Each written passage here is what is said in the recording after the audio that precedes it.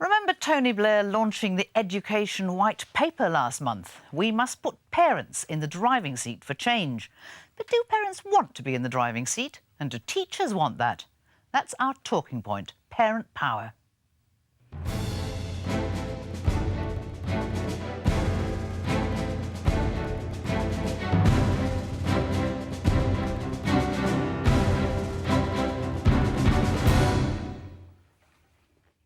Hello and welcome to Talking Point, the new programme on Teachers TV dedicated to honest debate about the issues that matter to teachers. In this edition, our specially invited panel of teachers and parents will be debating parent power. Parents and parent power dominated the recent Education White Paper. The word parent appears more than 450 times in this document, 3 times more often than the word teacher. Parent power is seen as crucial to creating more good schools.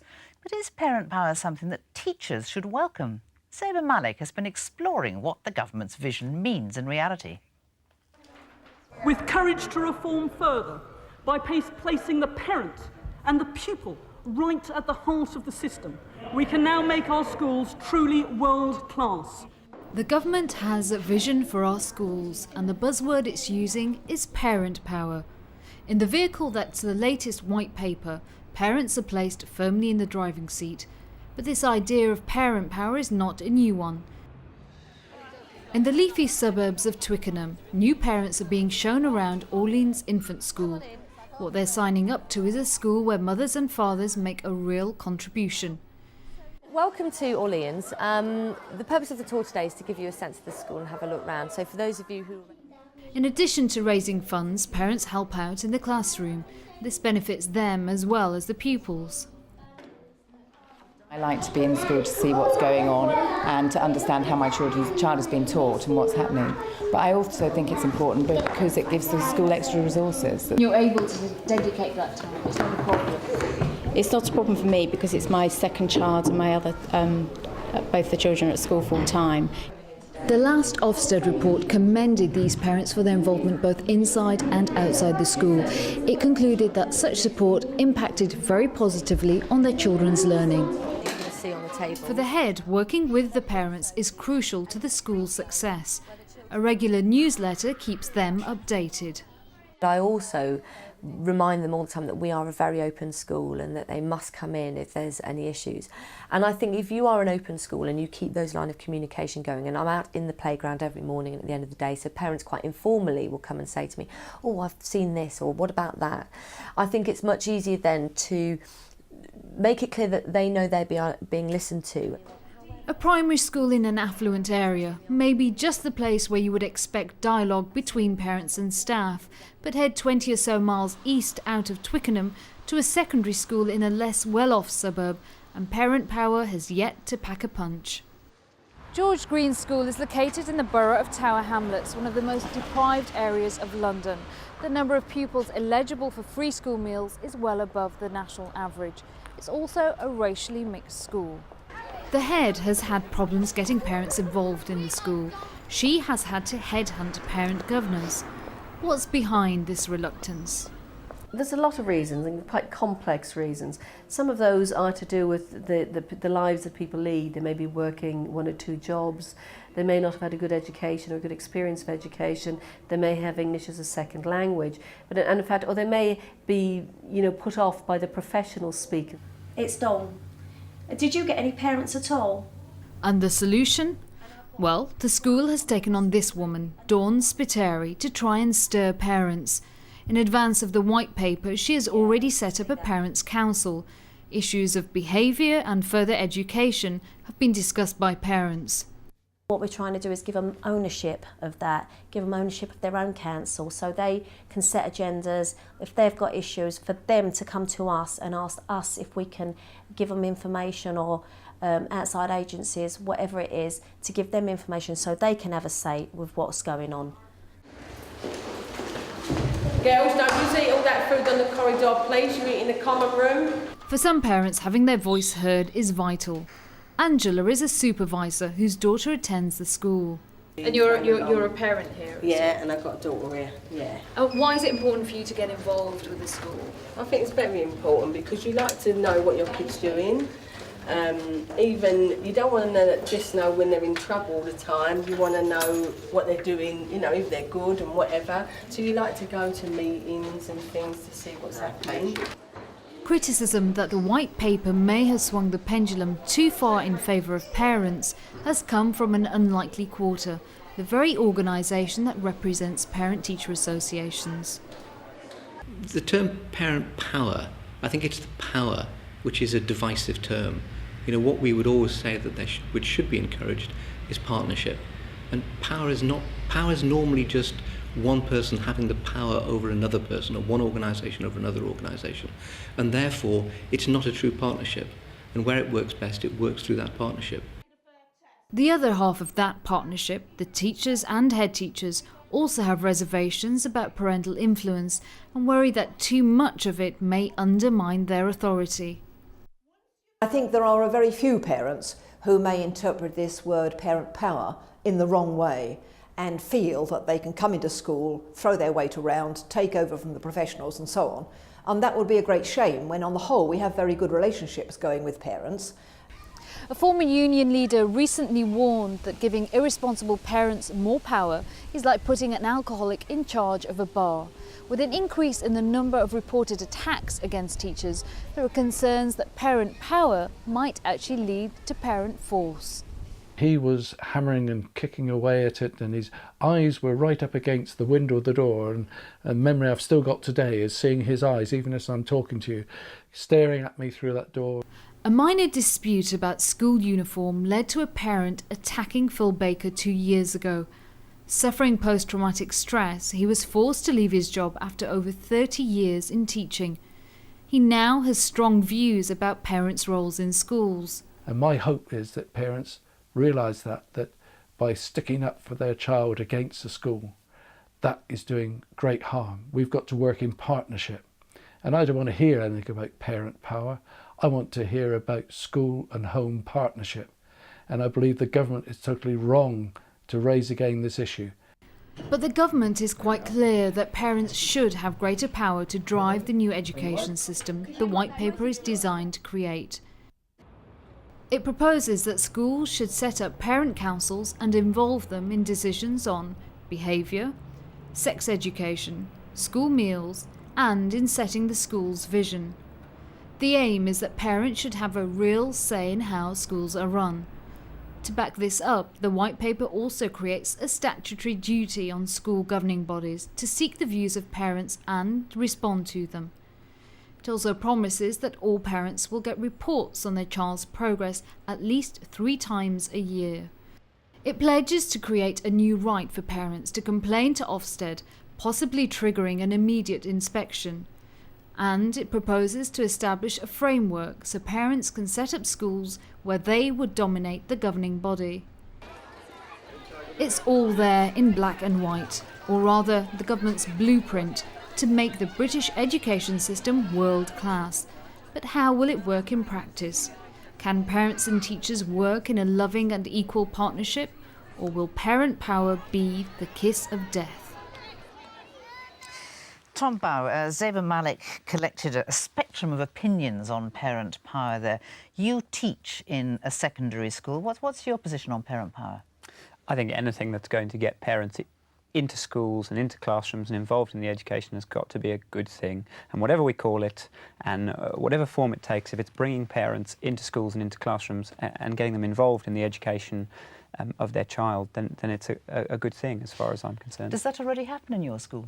To some extent, yes, absolutely. I think we're quite good at that. I think with any reform, you know, good schools will already be doing it. And yes, I think in our school we have good relationships with the parents. I think that the parents are in the school, they're involved, not only on the governing body, but also, you know, in an everyday basis inside school. And I would hope that I have a conversation with parents of all the children that I teach that's more than just a parents' evening report on how the child is doing. So parents do have a real say, to quote the government's words? Well, yes, I would hope so. What does that mean? It means that if your mum is the person who decided that food shouldn't be taken out of the canteen, then when you're caught eating in the corridor and the teachers ask you politely to go back and eat in the canteen, you can't then swear at that teacher and run off. You can't have a go at the teacher for that. You can't be upset at that rule because it was your parents involved in setting it up. And when word gets back, it's not one party against another. The school and the parents are setting up these rules together. They're setting up what goes on in the school together, and students can then take part in that, knowing that they don't have a divided loyalty, telling them what to do. That sounds like quite unreserved support for the notion. Terry Chryson, you're a principal, a head teacher of a school in Essex. Are you as supportive of the idea? I wish it worked like that all the time. I think the problem is that sometimes you have some parents, and there's a vast majority of parents, want to get involved with their children, want to help their children do well in school, and want to support the teachers. But there's a significant minority who actually will abuse the position of having their say and will actually undermine what teachers are doing, even when they're faced with the facts. And I've had issues in school where there have been behavioural issues, and we've caught it on CCTV, and I've said, here it is on TV, I'm telling you this, and they still refuse to believe me and insist on coming to see the CCTV imaging. And then they're a little bit surprised, but that's after they've then complained to the local authority, to Ofsted, Uncle Tom Cobley and all, but they never retract those. And I think there's some parents who just abuse every opportunity to have a go and bash a teacher. Not just in reality, but also metaphorically. And I think what we have to do is we have to make sure we have good systems and structures to make sure that those people who are going to be the bully parents are not allowed to take an active part in running schools.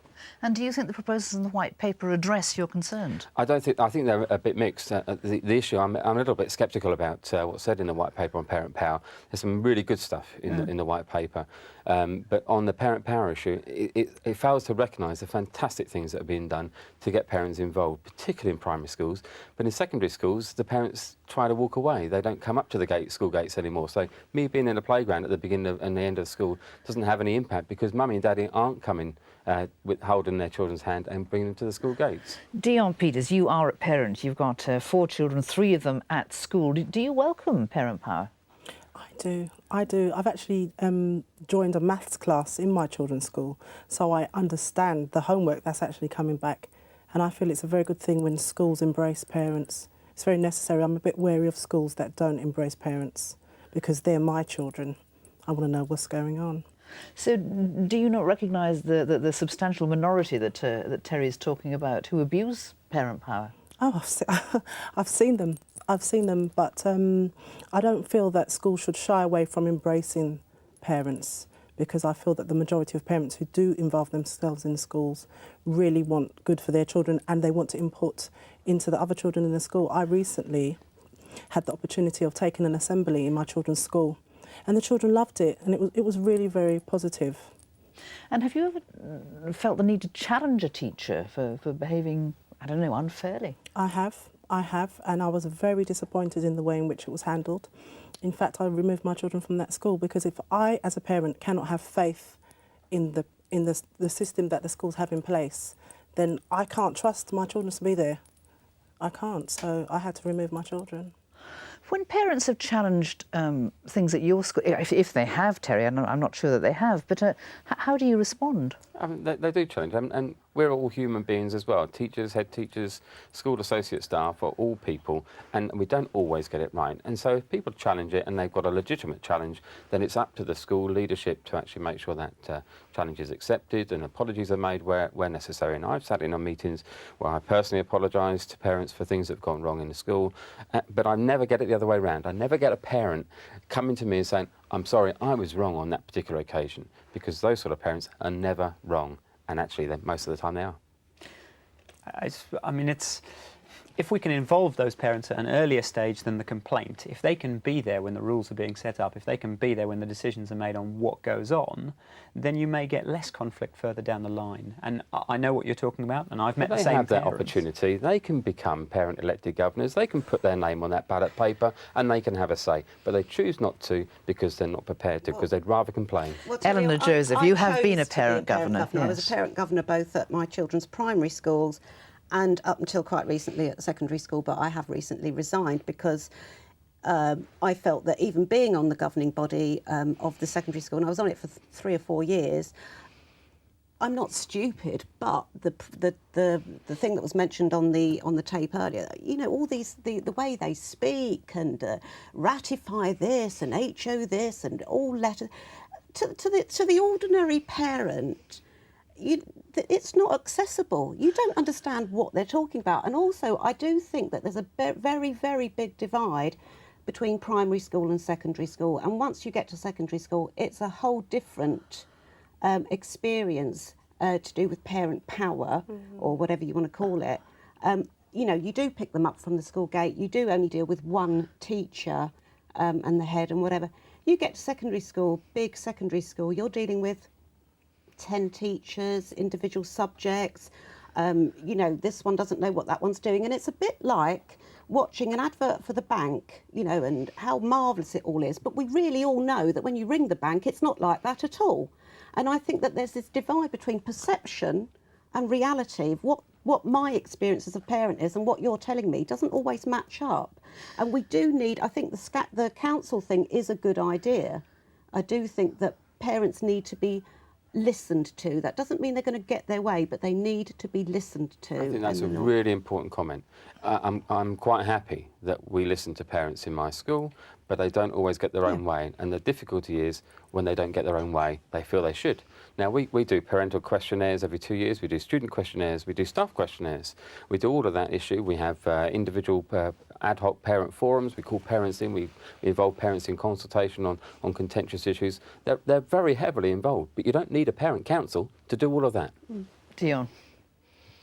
Well, I say again, I just think it's more positive than negative to have parents involved in the school. I feel that the type of parents who are more troublemaking tend to not really want to involve themselves in schools. They don't really. And isn't that problematic? I mean, are there certain groups of parents in society who are more interested in this kind of thing than others? Americans would say that, you know, they've got issues. They have issues of their own. There's a lot of single parents. There's a lot of different issues that people have going on, and you know, they don't have forums to really let their frustrations out, and you just see them just go berserk in the playground, and you just think, well, where's this come from? Number one, it should never be going on in front of children. So you just think, well, what is the problem? What is the real problem? You know, so I still stand by. But also, what you said, Terry, about they can become a parent governor, it's not everybody that's got the confidence to be a parent governor. And most governing bodies are of a certain type of parent. That's right. And you don't get a cross-section, and they're not encouraged to come along. And if they are, I mean, I actually felt terribly patronised at times by my governing body because, oh my God, I didn't know what they were talking about. And you know, you don't feel able, unless you're quite thick-skinned like I am, to say, well, excuse me, hang on, what are you saying? I'm sorry that I'm holding up the proceedings, but I don't know what you're talking about. And I think there are, you know, I mean, my parents were immigrants, and I think there are lots of people who have come here who don't speak English as you know, it's not their first language, and even those that do, they feel terribly intimidated, and that it's a less formal thing, like some kind of talking shop where people can just discuss matters, and would be good. And I do think that so let's have coffee mornings. Let's not have parent but councils. people are at Let's work. They can't have coffee mornings. That's one of the problems. They're at work. Tom, can you argue for a parent council? I mean, the idea is that every I don't think it matters school... what you call it. I don't think it matters what you call it. I mean, we can call it a coffee morning if you want, but I mean, let's call it a parent council. Let's get parents in to discuss whether Jamie Oliver should do the school dinners in the canteen. You know, if we can have parents talking about these things with teachers, and if children can see parents and teachers talking together about what's going to happen, not what's already happened. Tell me, doesn't that advantage articulate middle-class parents over others? I think it's better to do it and try to get everybody involved than to not do it because at the moment only some people could come to those parent councils. I think we need to invite everybody in and open those up as far as possible. What are you going to try and achieve? What do you really want to achieve by bringing parents in? The only reason I want to get parents involved in the work that goes on in school is because I want them to be in their classroom working with their children to understand it. And you said it earlier, I want to know how my kids learn maths. So get them in the maths classroom and have that opportunity. Now, we've been running some programs where we've been inviting parents in. Very few parents have taken it up, probably because they're slightly intimidated by the whole process, because they probably didn't have a fantastic experience as children on their own. So we've done some evening sessions, and we're doing some Saturday sessions, and we're saying, come and work with your child who's underachieving in their particular subject, and we will take you through that 3 hours of work, and we'll have some cream cakes. But that's much more effective in terms of raising standards and improving the quality of learning experience and helping parents understand. And it doesn't threaten the authority of the teacher? Not at all, because the teacher's still got the control, the teacher's still the professional. I don't go and tell my doctor what's wrong with me, I ask him. And I don't tell my teacher what I should learn, I ask them. And I think that we have to maintain that professional dialogue. We're the experienced professional people. We understand how children learn much better than most parents. Do you agree with that, Dion? The buck really stops at the teacher? I respect teachers. I mean, I've got 4 children, and anyone that can take a class of 25 to 30 kids, I take my hat off to them. But again, I would say they're my children. So I really, for example, I want to know exactly what is being taught to them as far as sex education is concerned. Now, my eldest child is only 10, so that's all to come for me in secondary school. But, you know, I want to be able to have a say. If I really don't want a specific thing taught to my children, I want to be able to have that say and for it to be respected. I feel as though teachers and parents are on the same side.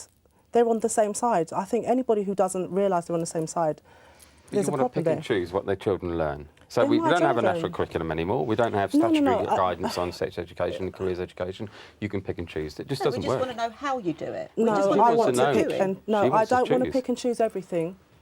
But I have my own views, and there's some things that I just don't want my children to be taught about by other people. There's some things that I would rather have the opportunity to speak to my children about myself, unless before something is put in place, unless the parents get to see this is what we're going for specific subjects, not maths, English, art, not things like that. For specific subjects, I would like to know.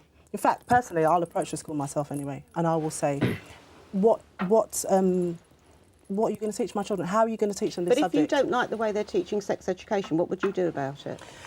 I would ask for my children not to be taught that. So what are they going to do during that time that they normally have sex education? I'll teach them. You'll go into the school? I'll teach them. When I had to remove my children... I don't agree with that, because I think that's a slippery slope of everybody picking and choosing, and there'd be kids sitting all over the... Everybody doesn't, though. No, everybody doesn't, but that's what you're saying. Look, again, I'll say they're my children, and I feel as though I should have the choice. If you want that much choice, you have the choice already. You can educate them yourself. Let's look at another specific point in the white paper. We will ensure, it says, that parents receive regular, meaningful reports on how their children are doing. How would you interpret that, Tom?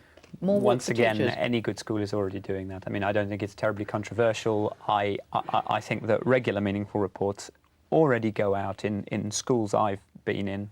The schools I've taught at and the schools I've visited supply regular, meaningful reports. They're even monitored. You know, they'll be looked at, checked over by heads of department, and you know those reports are already meaningful and they go out. I don't think it's a controversial section of the white paper. Dion? It is, and also, I mean, I'm not working full time, so I can go in, and I can, and I do, go to the teachers just as I'm taking my children out of the class and say, any problems today? Was that okay? And I will always sit my children down at the end of the day. How was your day? What did you learn? Did you have any problems? What about the idea of school governors dominated by parents who set up a school, Terry? Would that appeal to you? I'm not sure as I would necessarily want to work in one of those schools because I think that those particular people might be motivated in a particular way and want to control everything that goes on. So I think there is a danger with that. But I think if a group of parents want to get together and organise a trust and set up one of the new trust schools, I'm all for it. But I probably wouldn't apply for it myself as the head.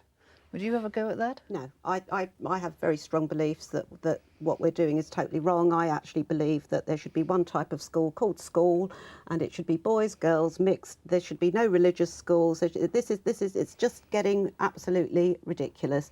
All children should go to school together. That will have a knock-on effect on the whole community because, I mean, I would actually abolish private schools. I just wouldn't have it, these people in these little bubbles. And I would actually have all of those upper middle class, whatever you call them these days, people going to school, and therefore we would all go to school together, we would all live in a community and have society and all the rest of it. There's an example of parent power. Well, that's government power, that's not me. Here's our problem, though. We no longer have the small community in which everybody knows the teacher. Exactly. And what I want is Exactly. all the parents to know the teacher. I would like to know and meet all of the parents whose children I teach, because then it's much easier to teach those children. Including the aggressive ones, the bullies. You get all sorts, and I'd rather meet them before they were aggressive than after, because it's much harder to be nasty to somebody you've had a conversation with and agreed with than it is to turn up at a school and say, oh, what have you been doing, after the child has passed it on from a very one-sided viewpoint. What's gone on? It can be really beneficial to have an argument with a parent about an issue to do with their child's education, as long as by the end of the meeting you've got some consensus and you know where you're going forward. So, Terry, what's the key to making parent power work? I think parents need to get involved in schools. What they do in primary schools, they need to do in secondary schools. We need to try and engineer opportunities for parents to get involved with the learning experience, because that's what schools are about. They're about helping children to be good learners. And we need to get those people, those older people, working with their own children and then taking that back to home, because we only see them for 6 hours a day. That the rest of the time they're at home. Let their parents have that influence at home. I think you would encourage Dion to get involved in the secondary school. Absolutely, and I think she'll find it very difficult. It's a totally different experience. As a parent, you all of a sudden, they come home and you say to them, rather than the teacher, did you have any problems? You say, oh, how was school today? Cool. Do there any problems? No. They start asking questions, what did you learn today? And they come a blank. That's because they go through adolescence. But if you really force the issue, you can actually get a really good dialogue with your own children. The white paper's aim, it says, it starts by saying, the aim is to transform our school system so that every child receives an excellent education, what you, Eleanor, were asking for, whatever their background and wherever they live. Do you think parent power will help achieve that aim? No. No, but parent involvement will. If you get parents involved, you can achieve that aim. I think upper middle class, whatever you want to call them, professional, whatever you want to call it, parents are absolutely so scared of the state system, and that's a lot due to the media and the league tables, and most parents, oh, you know, I want my Johnny to go to this school because it scored this on the league table, without actually having a thought process of saying, well, actually, perhaps that school didn't do so well because that school is in that area, and actually a lot of the children that are going there are children that, you know, they don't have a thought process. Can I just say, I mean, my sister's just finished her masters, and she went to a school in Brockley. I don't know if I won't name names. She went to a school in Brockley that is not generally thought to be high on the league. But my mum's always raised us to be lovers of education. So she did really well out of it. She did really well because she had that mindset instilled in her. So that's why I feel that parents, it starts from when you're small. It doesn't just start as soon as you go into school. We will talk on, but that's where we end this talking point. My thanks to all our guests for joining in the debate. We're back later this month with more debate and argument on another talking point that matters to teachers. Till then, goodbye.